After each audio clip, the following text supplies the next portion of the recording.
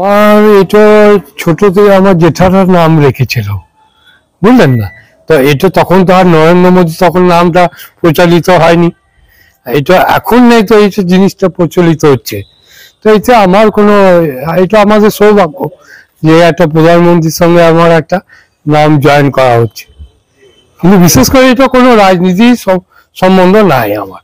আমি একটা সাধারণ ব্যবসাদার, আর সাধারণ ব্যবসাদার থাকতেই চাই। আমরা হচ্ছে এক ভাই আমি, আর 3টে বোন আছে। দিদির নাম হচ্ছে মমতা আগরওয়াল। আমার যখন বিয়ে হয়নি তখন আমরা একসঙ্গেই ছিলাম, আর সেটা জেঠার নাম রাখা হয়েছিল। তখনও এরকমই বলি যে স্যার আমার নাম আগে থেকে অনেক পুরাতন নাম আমার। হ্যাঁ, এটা নিয়ে তো এখন উনি নরেন্দ্র মোদী বলে প্রচলিত হয়েছে, সেই জন্য আমার নামটাকে উনি করতে চাইছেন, নরেন্দ্র মোদী লেখায়। তখন ওনারা বলছে বাবা পারে নরেন্দ্র মোদী চলে এসছেন, যে এরকম একটু মজা করে, এতে কোনো নাই না। এটা আমাদের দিদি ভাইয়ের মধ্যে একদম খুব ক্লোজ, একদম যেমন ভাই বোনের মজা হয়, হাসি ফাক্করি হয় ওরকম। আর ঝগড়াঝাটি তো ছোট থেকেই লেগেই থাকে। আমি গেলে তখন দিদি না করাই ওখানে, হ্যাঁ, নাহলে এমনি কেন পাঠাবে, ওখানে গেলে দিদি রসগোল্লা খাওয়ায়। ভাই আমার এসছে, আরো ভালোই লাগবে এটা, কিন্তু ব্যাপারটা এই যে কোনো নাই, ঊর্জ নাই। আপনাদের তাহলে আদি বাড়ি কোথায়? আমাদের আদি বাড়ি হচ্ছে গুড্ডা, মানে রাজস্থান।